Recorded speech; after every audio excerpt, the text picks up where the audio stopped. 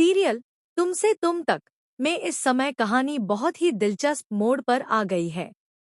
नए नियम के अनुसार कंपनी का कोई भी कर्मचारी या उसका परिवार आर्यवर्धन ग्रुप के साथ बिजनेस नहीं कर सकता। इसी नियम का फायदा उठाकर आर्यवर्धन ने बहुत चालाकी से विपिन और अनु की शादी रुकवा दी।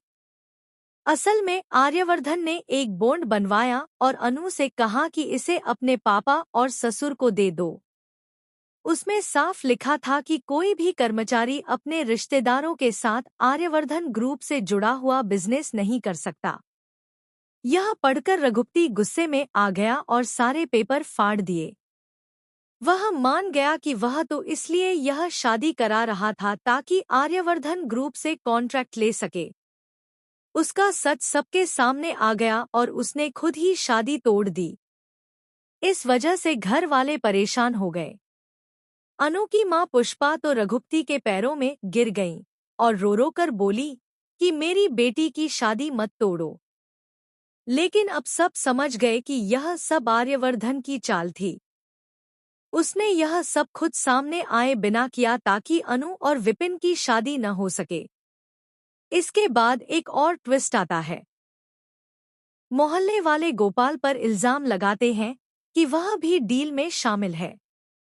तभी आर्यवर्धन खुद कहता है कि हाँ मेरी डील है और जो मेरी मदद करेगा मैं उसे इनाम में 3 BHK फ्लैट दूंगा। यह सुनकर मोहल्ले वाले खुश हो जाते हैं और सब उसका साथ देने लगते हैं। लेकिन गोपाल साफ इनकार कर देता है कि मैं बिकूंगा नहीं। इससे आर्यवर्धन सबको सुनाता है और कहता है कि देखो यही असली ईमानदार इंसान है। इसके बाद झंडा फहराने का मौका आता है। सब सोचते हैं कि अब झंडा आर्यवर्धन फहराएगा, लेकिन वह मौका पुष्पा और गोपाल को दे देता है। इस बात से सब प्रभावित हो जाते हैं।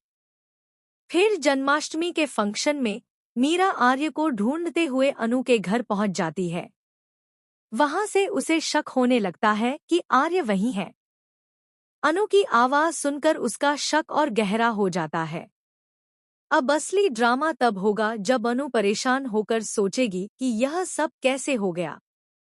असल में यह सब आर्य का प्लान था और वह इसमें सफल भी हो गया।